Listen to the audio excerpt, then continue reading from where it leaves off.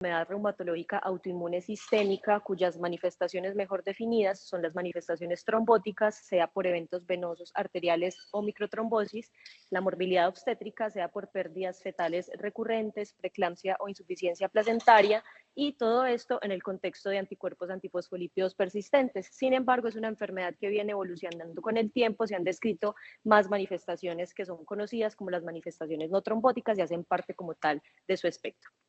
La epidemiología es muy variable de acuerdo a los registros, se estima una prevalencia de 40 a 50 en 100.000 habitantes y una incidencia de 1 a 2 en 100.000 habitantes. En cuanto a la relación mujeres a hombres, se presenta más en mujeres, especialmente porque se asocia también con otras enfermedades autoinmunes, con una relación de 5 a 1 aproximadamente. Y referente a la edad, los registros son heterogéneos, pero digamos que cuando se presentan mujeres, la edad de presentación suele ser entre los 30 y 39 años y en los hombres un poco mayores.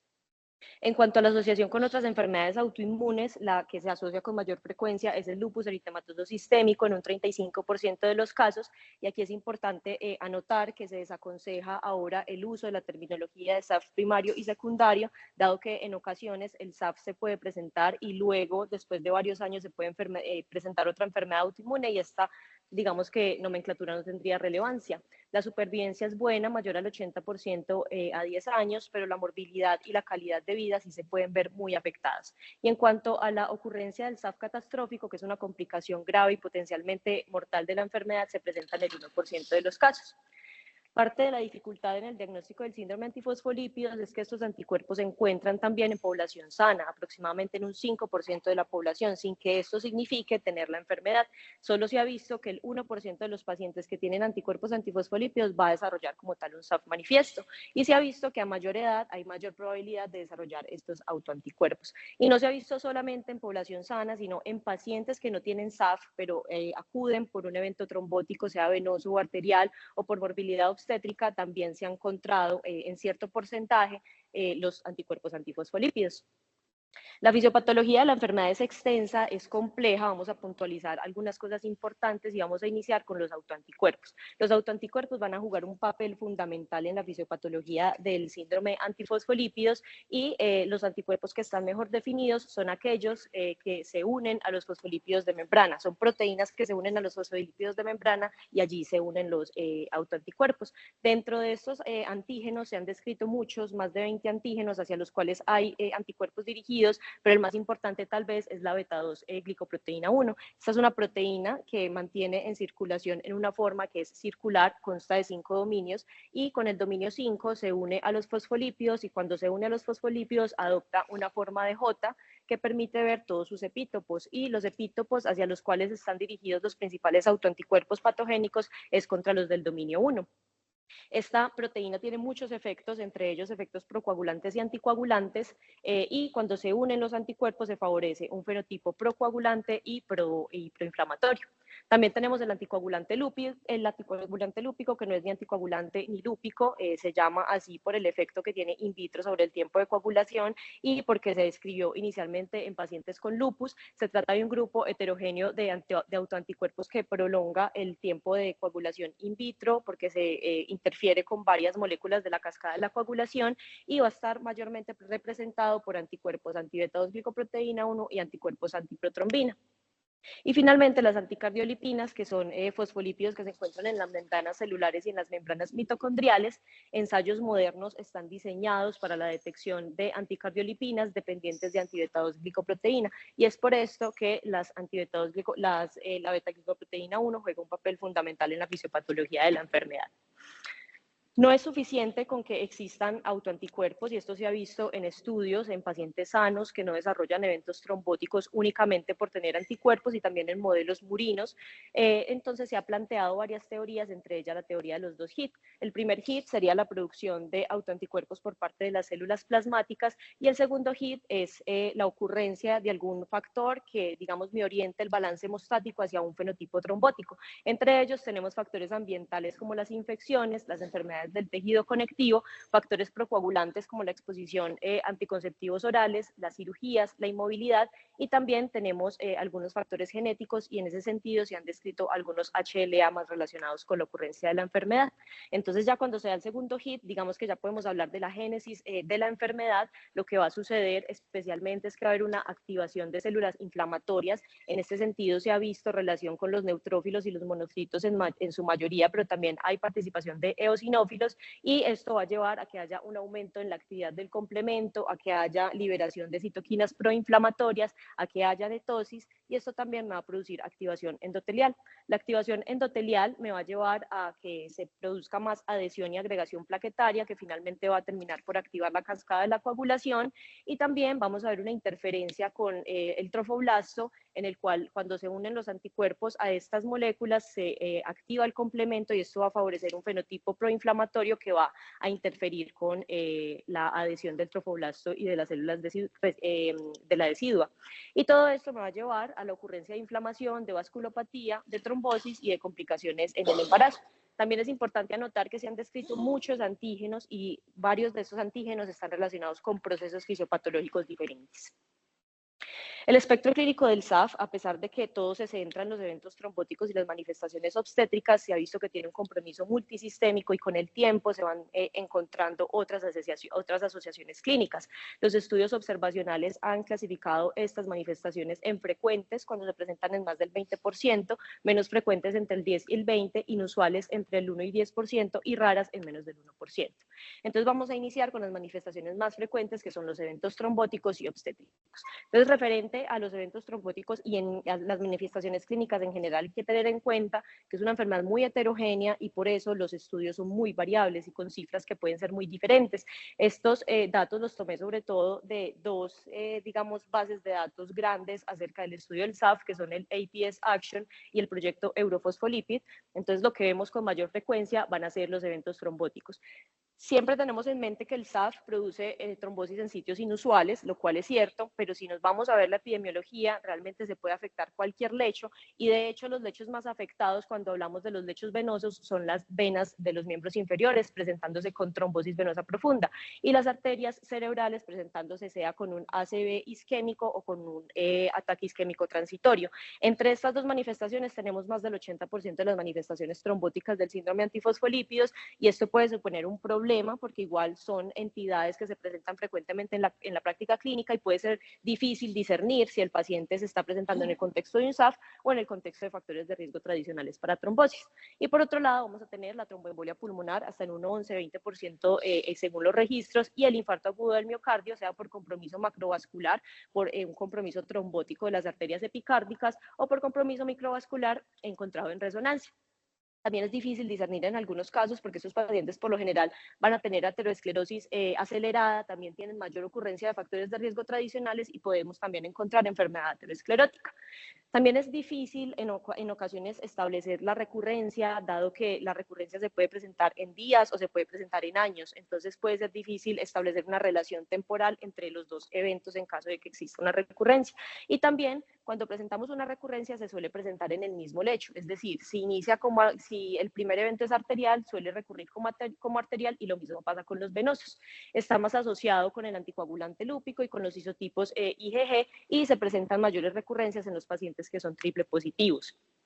En cuanto a las complicaciones obstétricas, vamos a tener complicaciones tempranas y complicaciones tardías. Las tempranas van a ser por una inhibición de la proliferación del trofoblasto, y en este caso vamos a encontrar abortos recurrentes. Es una manifestación frecuente, se ha descrito hasta 50% de acuerdo a ciertos registros, y se presentan antes de las 10 semanas de gestación. Y las complicaciones tardías se van a presentar por insuficiencia placentaria, especialmente por compromiso de las arterias espirales, y se puede presentar como una muerte fetal inexplicada entre las 10 y 34 semanas, por preeclampsia, eclampsia, restricción del crecimiento intrauterino, oligohidramnios, un Doppler anormal que indique hipoxemia fetal o un estado fetal no tranquilizado.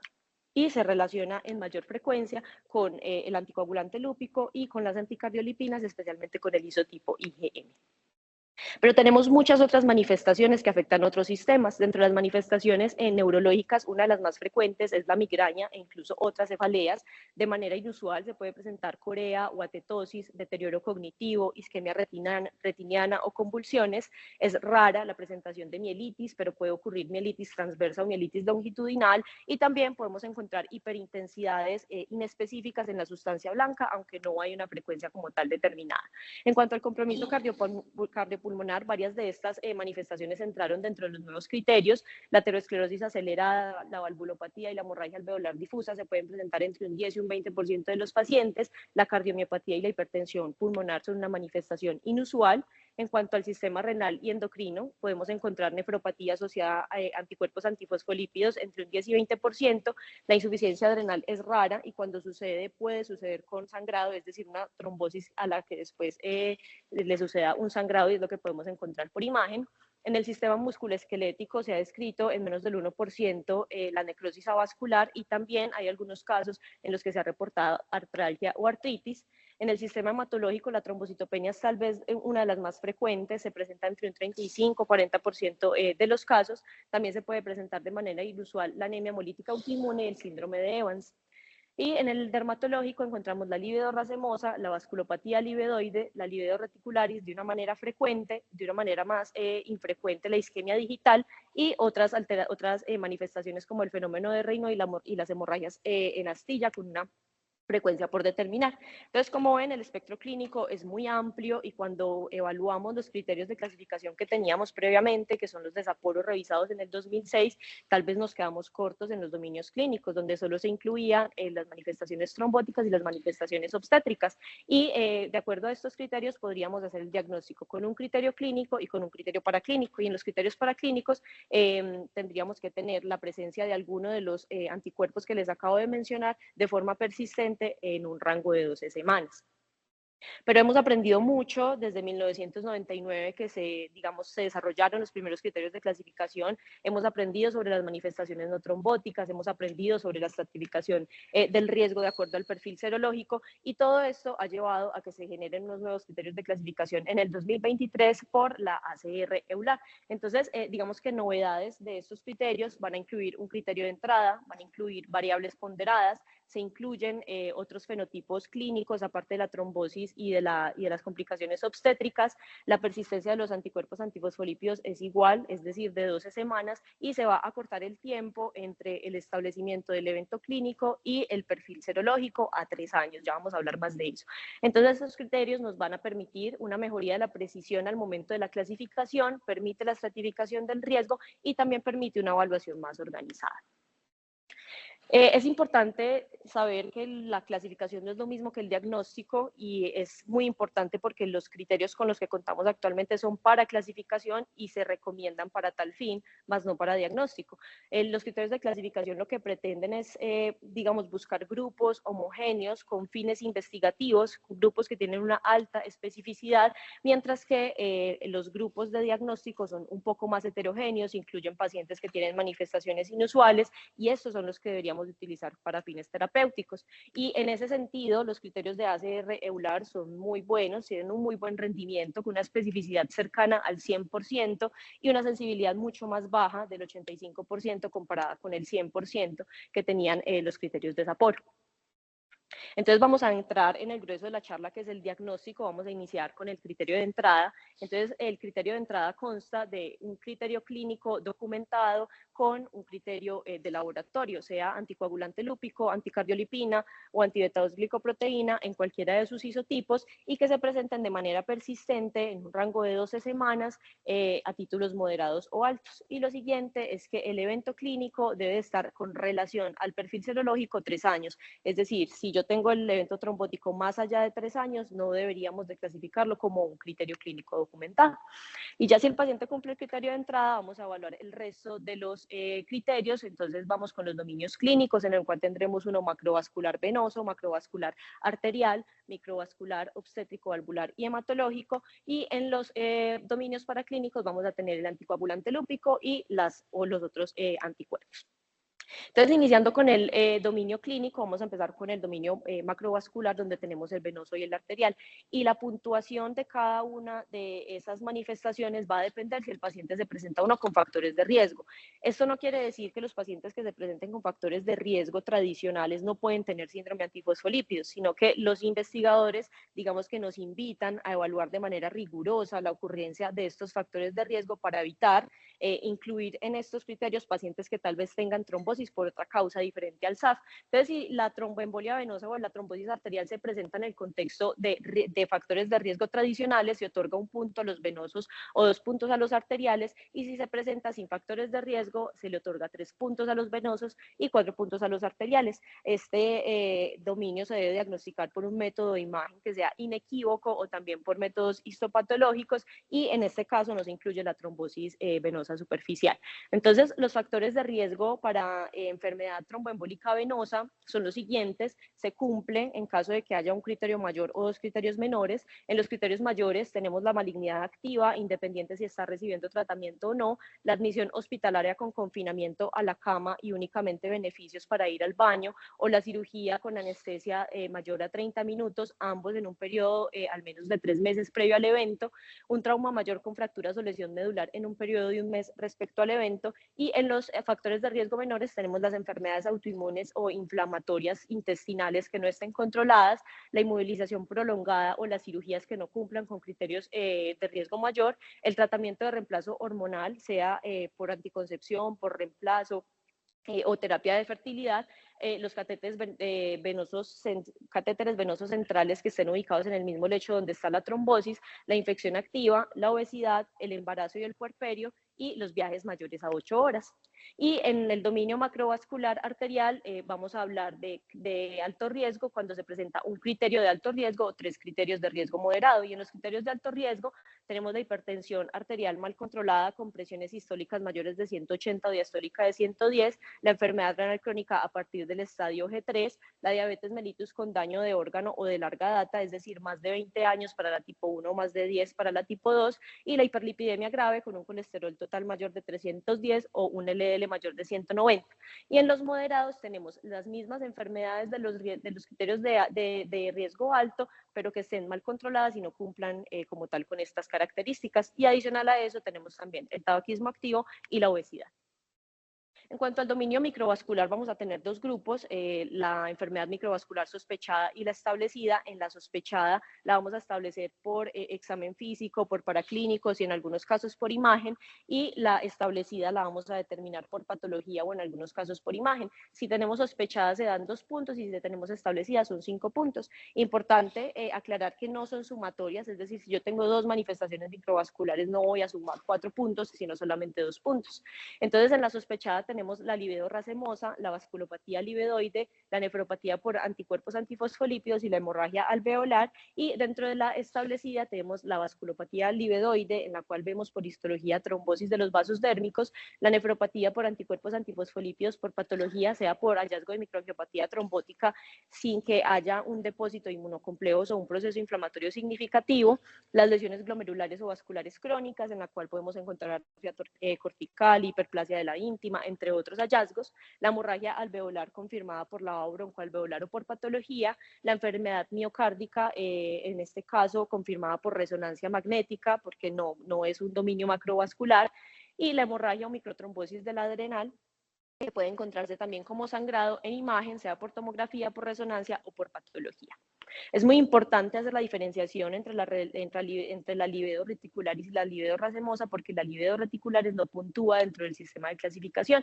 La livedo racemosa se trata de una red violácea que es un poco irregular, asimétrica, permanente, y se caracteriza porque las redes no van a estar cerradas, diferente a la livedo reticularis, que es un poco más organizada, que puede ser fisiológica, se puede desencadenar con el frío y las redes se ven cerradas. Esto en la gráfica puede ser sencillo, sin embargo, cuando lo trasladamos a la clínica puede ser un poco más difícil. En todos estos casos tenemos livedo racemosa. Estos 2 casos son de pacientes, de fotos tomadas pues por el servicio vascular periférico, y el último se supone que es una lidedo racemosa de acuerdo a la bibliografía, pero como ven es un caso un poco difícil, sí se pueden ver algunas redes que no están cerradas, y en ese caso es muy importante la evaluación por parte de un experto, o en caso de que persistan dudas, la evaluación por patología. Y la vasculopatía livedoide se trata de la ocurrencia de pápulas o placas eritematoviolaceas que se suelen ubicar sobre todo en los miembros inferiores, que rápidamente van a evolucionar a vesículas o a bulas hemorrágicas, y cuando se rompen van a dejar una úlcera que puede confluir con otras y puede ser muy doloroso. Y finalmente vamos a tener la atrofia blanca, que es la cicatrización que dejan estas lesiones, que se caracteriza por una cicatriz blanquecina y que describen también como de forma estrellada.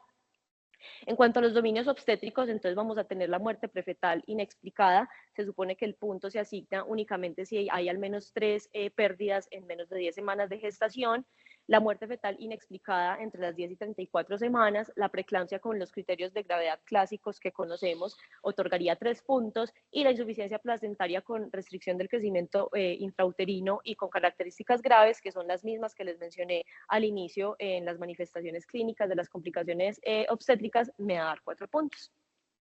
Estos otros dominios son los dominios nuevos, el valvular y el hematológico. En el valvular vamos a tener un engrosamiento valvular que va a depender, digamos, en milímetros de acuerdo a la válvula que esté afectada y a la edad de presentación del paciente. Se presenta sobre todo en la porción proximal o media de las válvulas y puede ocurrir también disfunción funcional, alteración funcional, en especial regurgitación, pero eventualmente también se puede presentar con estenosis.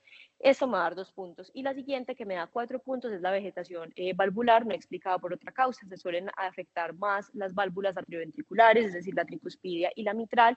Se suele afectar el lado atrial de las válvulas, aunque cuando se afecta la válvula aórtica se puede afectar el lado ventricular.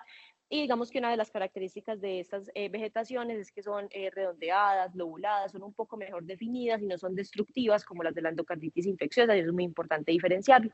Y en el dominio hematológico vamos a tener la trombocitopenia siempre, absolutamente siempre, después de hacer un ejercicio juicioso que excluya otras causas de trombocitopenia, y también importante tener en cuenta que el SAF no suele producir trombocitopenias muy graves, a menos de que se presenten en otros contextos como de microangiopatía trombótica, pero no es lo usual y siempre tenemos que tener en mente diferenciales.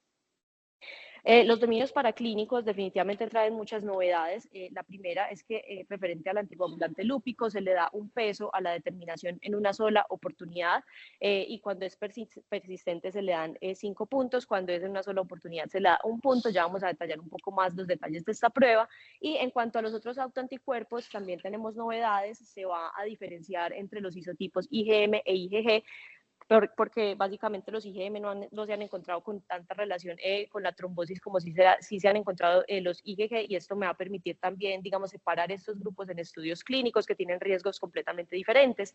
Si el paciente tiene IgM a un título moderado o alto, se le da 1 punto, y si tiene IgG va a depender del anticuerpo que esté afectado y de si el título es moderado o alto, o si es alto. Si es IgG a título moderado de alguna de las dos, se van a dar 4 puntos. Si es a título alto, se van a dar 5 puntos si es cualquiera de las dos, y si son las dos a título alto, se le van a dar 7 puntos. Muy importante también, y hacen la puntualidad en varias ocasiones en esta guía, y es que el ensayo se debería de hacer por un inmunoensayo en fase sólida y se recomienda la ELISA.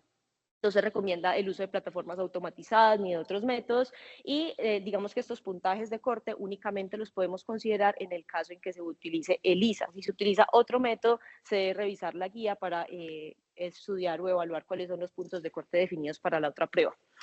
Vamos a hablar un poco del anticoagulante lúpico. Esta prueba es sumamente importante porque confiere un alto riesgo de complicaciones, pero tiene muchas condiciones preanalíticas y analíticas que van a dificultar su interpretación, desde el momento de la toma de la muestra hasta la evaluación de las relaciones entre las pruebas, etcétera. Lo que se recomienda es realizar esta prueba mediante 2 pruebas con principios diferentes. Lo que se recomienda es el tiempo de veneno de víbora de Russell, que es una prueba un poco más específica, y también se debe realizar el tiempo de tromboplastina parcial activado, y lo que se recomienda es usar cualquier agente pues que sea sensible pues al anticoagulante lúpico, pero se recomienda como tal la sílica. Esta prueba es un poco más sensible, aunque puede variar la sensibilidad de acuerdo a la gente que se utilice. La prueba consta de 3 fases, la fase de cribado, la fase de mezcla y la confirmatoria. Entonces, ¿cuál es el fundamento de esta prueba? Los fosfolípidos, son cofactores esenciales en el proceso de coagulación. Si yo a la muestra del paciente que tiene anticoagulante lúpico le agrego una baja concentración de fosfolípidos, el anticoagulante lúpico puede neutralizarlos a todos y no van a estar presentes para ser cofactor y se va a prolongar el tiempo de coagulación.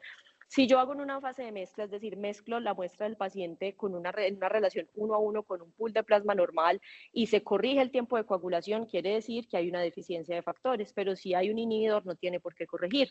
Y en la fase confirmatoria lo que voy a hacer es que agrego un agente rico en fosfolípidos, el anticoagulante lúpico no va a alcanzar a neutralizarlos todos, van a quedar fosfolípidos libres para llevar a cabo la coagulación y se va a corregir el tiempo de coagulación. Esta es la parte en la que tal vez existe más confusión y es muy importante cuando tenemos un reporte de anticoagulante lúpico revisar cada uno de los tiempos y revisar si se hacen las relaciones correctas, porque desde el laboratorio pueden enviar la evaluación de los ratios de forma incorrecta y pueden interpretarlo de forma incorrecta. Entonces, lo que se debe hacer es tomar en la fase de cribado el tiempo del paciente sobre el tiempo del control y esto me va a dar una relación. Y en la fase confirmatoria tomo el tiempo del paciente y el tiempo del control y me va a dar una segunda relación. Y entre esos dos tiempos, entre esas dos relaciones, es que se tiene que hacer la relación final y va a ser positiva cuando el ratio es mayor a 1.2. Este es el resumen de todos los criterios que acabamos de evaluar con sus variables ponderadas y el paciente va a ser clasificado como paciente con SAF cuando cumple el criterio de entrada y 3 o más puntos en dominios clínicos y 3 o más puntos en dominios de laboratorio. Sin embargo, es muy importante en este punto digamos que ratificar la importancia de los criterios clasificatorios como criterios clasificatorios y no de diagnóstico y también el juicio clínico. En estos dos casos tenemos una mujer de 36 años que consulta por presentar redes violáceas en la piel, tiene un antecedente de una pérdida fetal de 8 semanas, al examen físico usted identifica lidedo racemosa y en paraclínicos tiene una trombocitopenia grave. Después de los estudios razonables no se encuentra una causa de la trombocitopenia, se le realiza un perfil y tiene un anticoagulante lúpico con una relación de 1.5.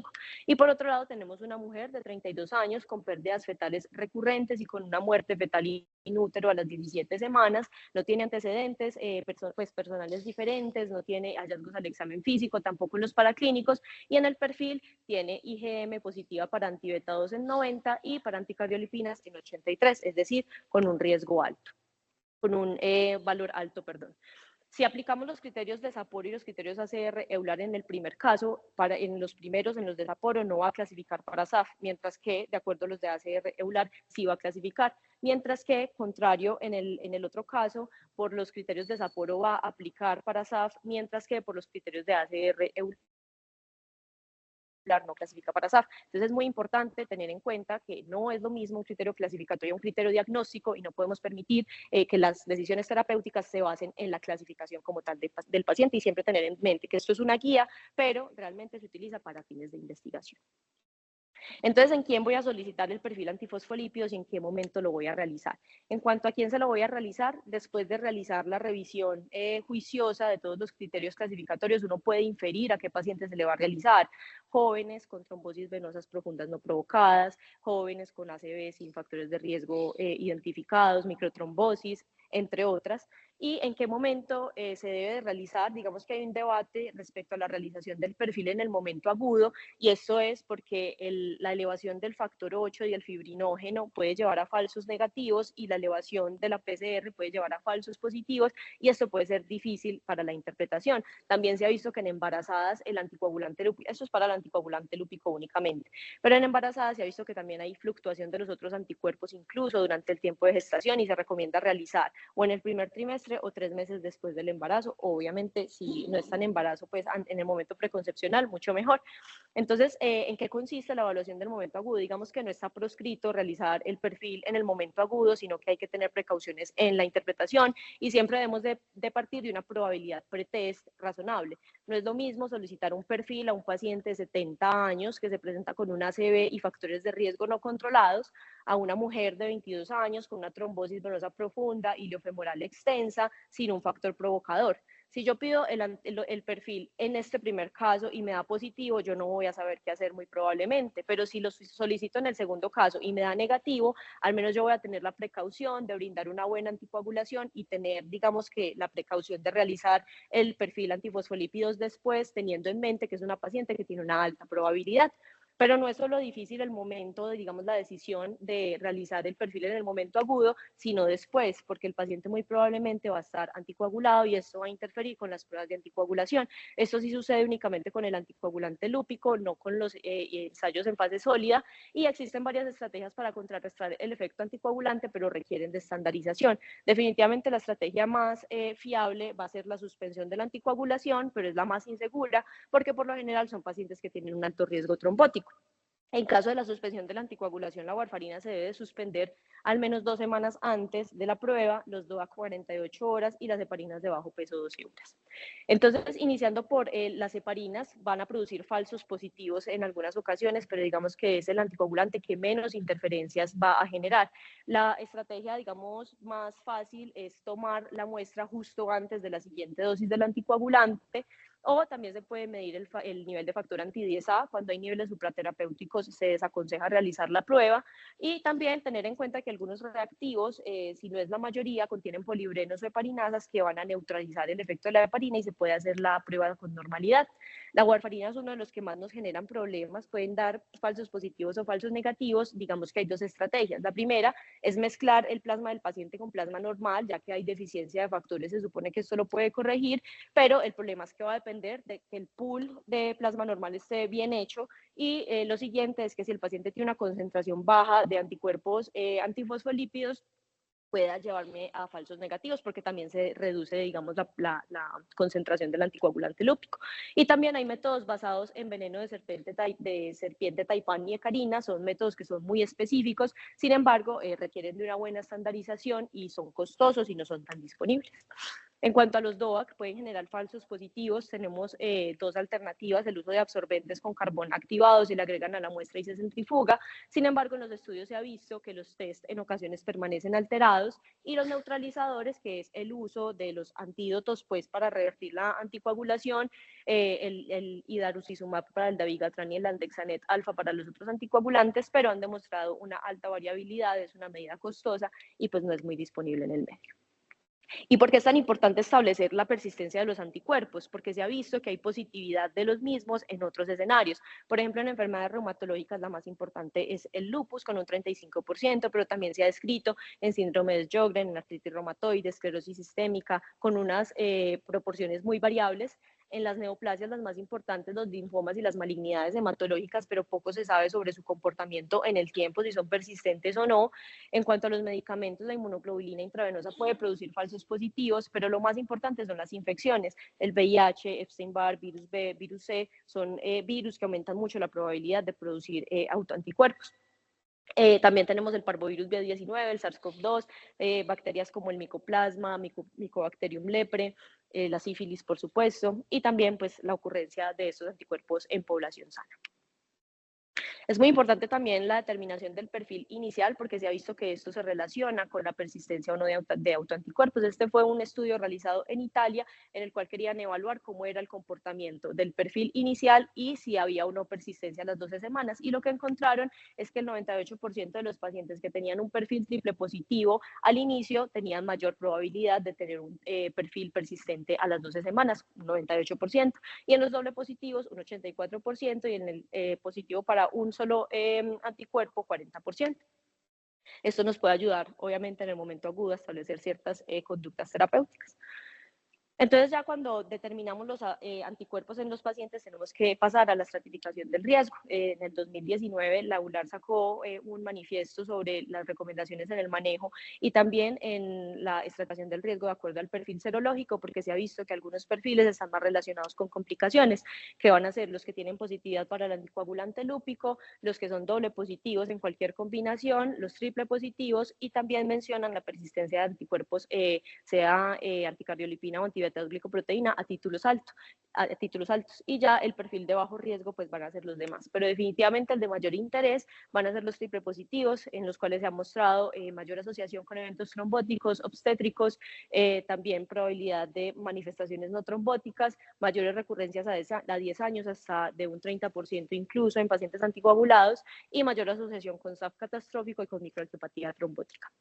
Entonces, cuando vemos las manifestaciones clínicas de acuerdo al perfil serológico, vemos que los eventos vasculares van a ser más frecuentes en los pacientes triple positivos, doble positivos o con anticoagulante lúpico, al igual que la trombosis microvascular y la nefropatía asociada a anticuerpos antifosfolípidos, pero va a ser diferente en las manifestaciones no trombóticas. En los triple positivos es más frecuente encontrar trombocitopenia, anemia hemolítica o enfermedad valvular, diferente a los pacientes que tienen únicamente positividad para un anticuerpo que no sea el anticoagulante lúpico, que tienen menor riesgo de cualquier manifestación de la enfermedad. Entonces, ya viendo la importancia de los anticuerpos, ¿qué sabemos sobre el síndrome antifosfolípido seronegativo? Entonces, este síndrome consiste en las manifestaciones clínicas típicas del SAF, pero con anticuerpos que no van a estar presentes de manera persistente, los anticuerpos clásicos, ¿cierto? Es decir, los tres que hemos mencionado todo el tiempo. Es un diagnóstico de exclusión, existe controversia respecto a su existencia y de hecho algunos autores escudan la existencia en las dificultades para la toma del anticoagulante lúpico cuando se realiza los otros anticuerpos por otros ensayos que no sean ELISA, por la existencia de otros anticuerpos antifosfolípidos que se han descrito y por condiciones que pueden generar seronegatividad transitoria.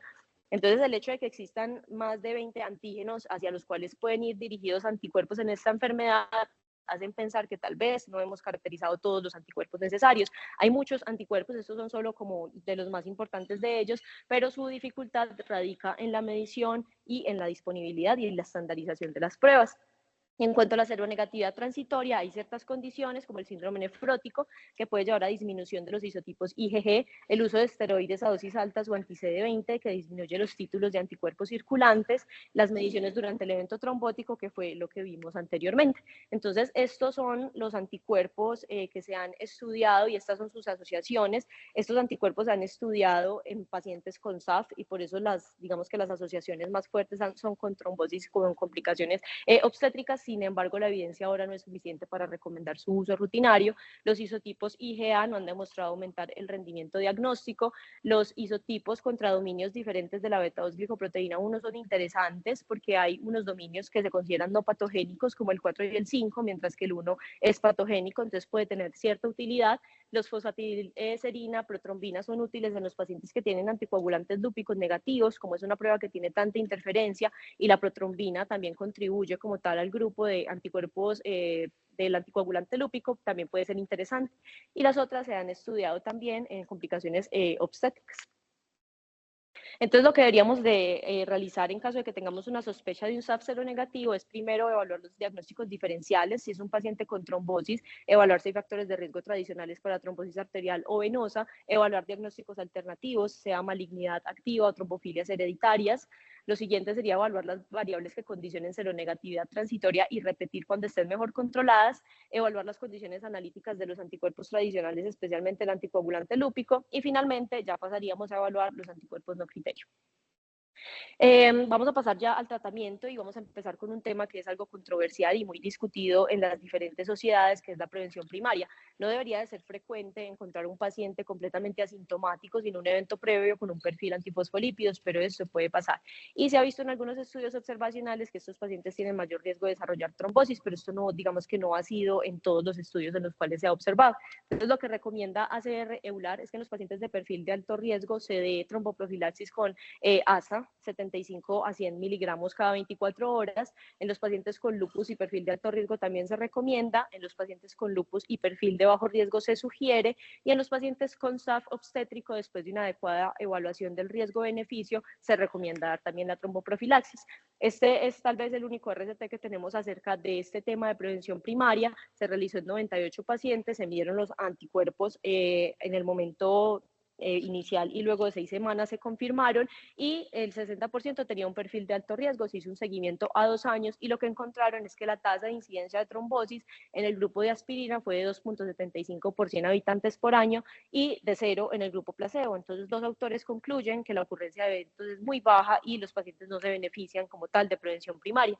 Pero digamos que la mayoría de la evidencia de estas recomendaciones se sustenta en este metaanálisis, que es de 6 estudios prospectivos y 4 retrospectivos. En este primer forest plot vemos el balance de todos los grupos y vemos que la ocurrencia de eventos recurrentes, de eventos, perdón, de primer evento arterial o venoso se disminuye con un OR de 0.5 y un intervalo de confianza que no deja dudas. Sin embargo, cuando lo estratificamos de acuerdo a si el evento es arterial o venoso, únicamente se ve beneficio en la ocurrencia de eventos arteriales. En la ocurrencia de eventos venosos, sí hay una tendencia a favorecer la aspirina, pero atraviesa la unidad.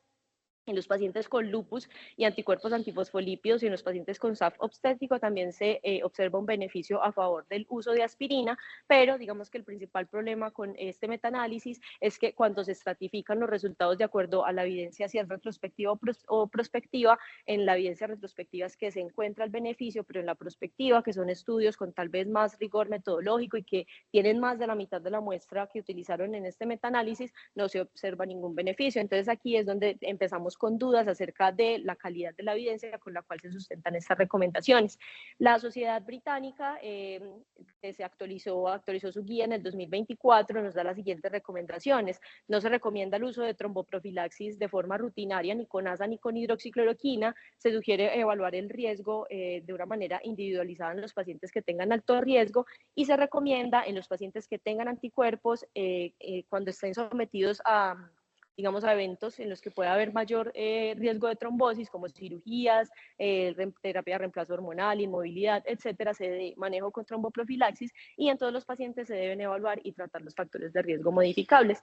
El uso de la hidroxicloroquina ha ganado mucho terreno en el manejo de las enfermedades reumatológicas, y en este caso, digamos que hay más evidencia en modelos murinos, en humanos no tanto. En el caso pues, de prevención primaria, este primer estudio fue con 22 pacientes en el 2018, donde los aleatorizaron a recibir hidroxicloroquina o placebo, y se hizo la medición de varias variables de laboratorio. Lo que encontraron era una disminución en el factor tisular, y por eso se sugiere que puede tener un efecto por ese lado. Y el siguiente, que también fue en el 2018 con 20 pacientes, lastimosamente se tuvo que terminar por bajo reclutamiento, se hizo un seguimiento de 1.7 años, y los pacientes tanto que recibían hidroxicloroquina como los que recibían placebo no tuvieron mayor ocurrencia de eventos trombóticos, y por eso es que ahora la evidencia no es fuerte en cuanto a la recomendación de la hidroxicloroquina. Y ahora pasemos al tratamiento en prevención secundaria. Definitivamente el tratamiento de elección continúa siendo la warfarina, especialmente en los pacientes que son triple positivos, que han tenido eventos arteriales o microtrombosis o SAF catastrófico.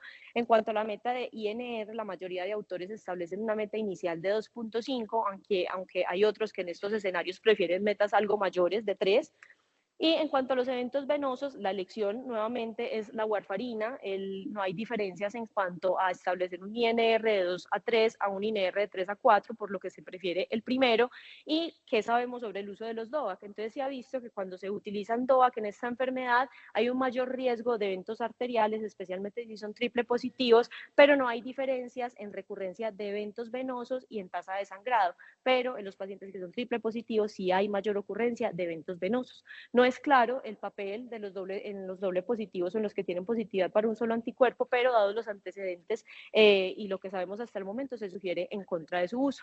No quise profundizar en la evidencia acerca de estas recomendaciones porque no queremos que quede el mensaje de que los DOAC tienen cabida en el manejo de la enfermedad. Definitivamente la warfarina sigue siendo el tratamiento de elección, y los DOAC se reservan únicamente para los casos en los cuales yo no pueda utilizar la warfarina. Y si el paciente venía con DOAC y no quiere cambiarse a warfarina, se deben de consignar muy precisamente los riesgos en la historia clínica.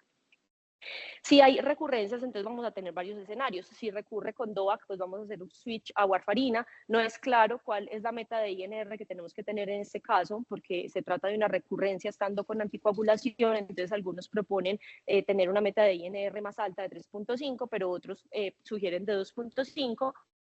Si hay recurrencia estando con warfarina, entonces se tiene que evaluar el rango en tiempo terapéutico y las interacciones farmacológicas. Si el paciente estaba bien anticoagulado, yo puedo aumentar la meta de INR de 3 a 4 o adicionar ASA manteniendo la misma meta de INR. y en caso de que no estuviera controlado, pues optimizar la anticoagulación. Y si hay una recurrencia después de optimizar lo anterior, se recomienda la adición de hidroxicloroquina en caso de que el paciente viniera bien anticoagulado. Y si se presenta recurrencia después de lo anterior, no se sabe muy bien qué hacer. Hay algunos expertos que recomiendan pasar al paciente a heparinas de bajo peso molecular guiado por ciertos valores específicos de anti-10A o agentes inmunomoduladores que casi no tienen evidencia. La evidencia de las recurrencias en SAF parte de estudios de pacientes que tienen un evento inicial, se observan en el tiempo y se evalúa si presentan o no la recurrencia, más no pacientes con SAF que tienen recurrencia, se observan en el tiempo, se hace un cambio en el tratamiento y se evalúa si tienen una recurrencia después, y eso puede ser importante también para las implicaciones terapéuticas. Entonces, este es uno de los estudios que fundamenta una de las recomendaciones, se realizó en pacientes, en 139 pacientes que estuvieran con anticoagulación, antiplaquetarios o terapia combinada, y lo que se observó es que definitivamente los pacientes con terapia combinada tenían una mayor probabilidad de estar libres de trombosis en el tiempo comparado con los pacientes que recibían solo anticoagulante o solo antiplaquetario. Y también tenemos este metaanálisis de 3 estudios con un total de 700 pacientes, teníamos 6 RCT y 7 estudios observacionales, y se observó que definitivamente la warfarina combinada con un antiplaquetario disminuía la ocurrencia de eventos recurrentes, y cuando se evaluaba la recurrencia de eventos arteriales no se encontraba diferencia. Entonces suponemos que tal vez haya más beneficio en los eventos venosos, aunque ellos no ofrecen una gráfica sobre los eventos venosos. Y en cuanto al efecto de la hidroxicloroquina, tenemos un ensayo clínico aleatorizado de 50 pacientes, 25 recibieron hidroxicloroquina y 25 placebo. Se realizó un seguimiento a 2.6 años, mientras los pacientes seguían recibiendo el tratamiento de anticoagulación estándar, y se evaluó la recurrencia de la trombosis y los títulos de anticuerpos. Es muy importante las características de esta población porque la gran mayoría, más del 80%, tenían manifestaciones trombóticas de la enfermedad y entre un 30 y 35% tenía recurrencias. Y cuando evaluamos el perfil serológico, la mayoría de los pacientes tenían un perfil de alto riesgo. Entonces son pacientes que tienen muchas recurrencias y que tienen un perfil de alto riesgo. Y lo que se encontró es que los pacientes que tomaban hidroxicloroquina tenían una mayor probabilidad de estar libre de trombosis en el tiempo comparado con los que no. Y se vio también una reducción de los autoanticuerpos, aunque una mayor ocurrencia de retinopatía en los pacientes que recibían hidroxicloroquina. Entonces, gracias a la representación de perfiles de alto riesgo y pacientes con recurrencias, digamos que se recomienda en este escenario.